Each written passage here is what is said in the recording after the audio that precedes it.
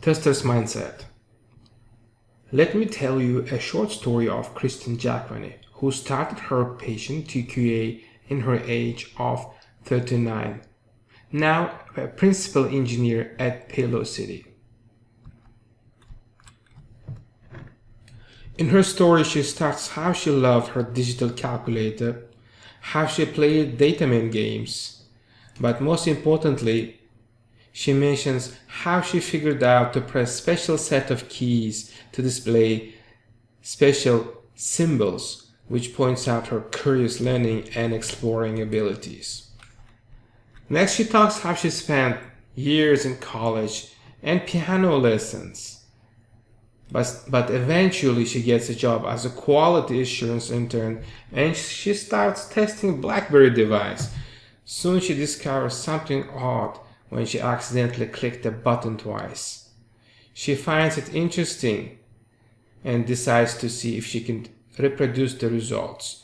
After playing it with long enough, she realized that all this fun was not just a game to play, but this was her job.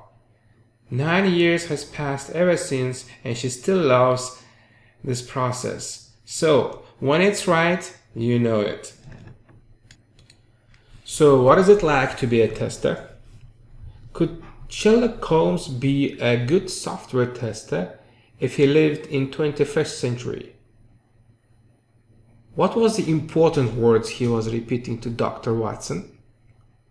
Yes, those are details, details, and again, details. Interesting, isn't it? So, which of these pictures is different from the rest? What do you think? Were you able to catch the difference? Yes? Great. However, if no, then no worries, since this course we will get curious about details a lot, and eventually this will turn it into a habit. Here's the answer. This part differs from the rest. Are testers smart people? Let's try to answer it by trying to meet the following abilities.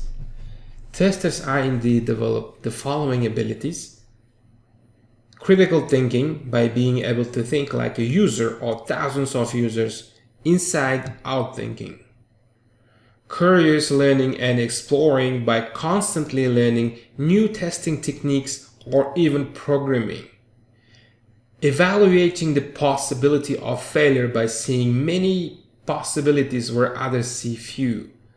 All these abilities require from you to develop analytical mindset. Of course, we're smart people. You must be at least smart enough to find programmers or even architects' bugs. One more thing. Yes, very often we do work with top management together, since they are responsible for quality of the product or service too. They read what we produce and make decisions. We are one of the powerful entities of the whole process.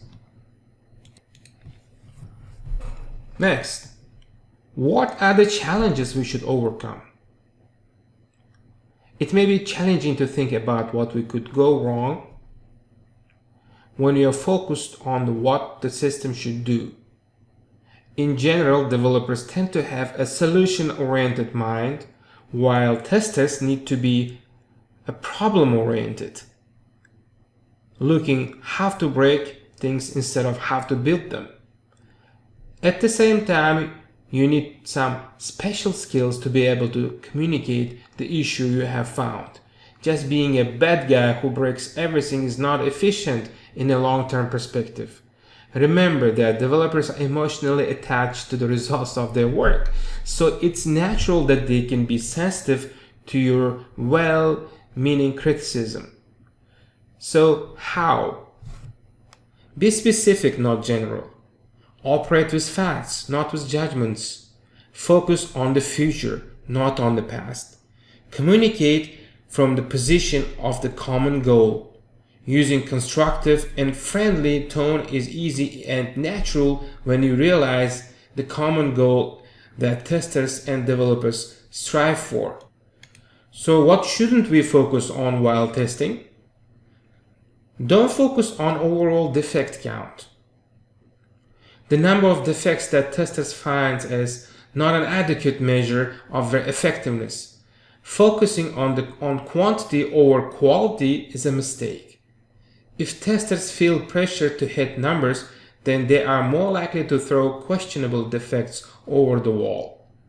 Features, requests, design gaps, and unclear requirements are not defects. And also, don't focus on the number of test scripts executed each day. Do not focus on the overall pass rates for scripts. Then what should we focus on? In the past, QA departments have often been able to succeed as an isolated unit. They would position themselves as gatekeepers of the product, feeling as though they work in opposition to developers. That era is over. It's time to bring testers into the fold, educate them, empower them, and they will deliver much greater business value. This is a two-way street, empowering testers from the top down and taking responsibility for their development from the bottom up. The focus should shift to the satisfaction of the end user and away from activity tracking. If everyone in the company is aiming to deliver the best product for the consumer and listening to their feedback, then success will naturally follow.